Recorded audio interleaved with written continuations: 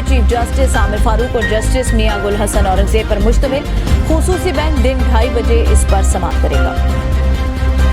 आपको बताएं, नवाज शरीफ के खिलाफ अल अजीजिया और एमएन फी रेफरेंस में नवाज शरीफ की फांसी जमानत और सजा के खिलाफ अपीलें बहाल करने की दरख्वास्त पर समाअत आज 2:30 बजे होगी। बेंच समाअत करेगी। जी बिल्कुल, साबिक वज़ीर-ए-आज़म नवाज शरीफ की एवन फील और अल अजीजिया रेफरेंस में हवासी जमानत और सजा के खिलाफ अपीलें जो थी उनके ऊपर आज जो है दिन 2:30 बजे खुसूसी बेंच जो है वो समाअत करेगा। चीफ जस्टिस आमिर फारूक और जस्टिस मियां गुल हसन औरंगजेब इस केस की जो है वो समाअत करेंगे। गुज़िश्ता समाअत में जो है वो नवाज शरीफ की जो हवासी जमानत मंजूर करते हुए आज तक के लिए जो समाअत मुलतवी कर दी गई थी और उनकी जमानत कंफर्म करते हुए गिरफ्तारी से जो है वो अदारों को रोका गया था।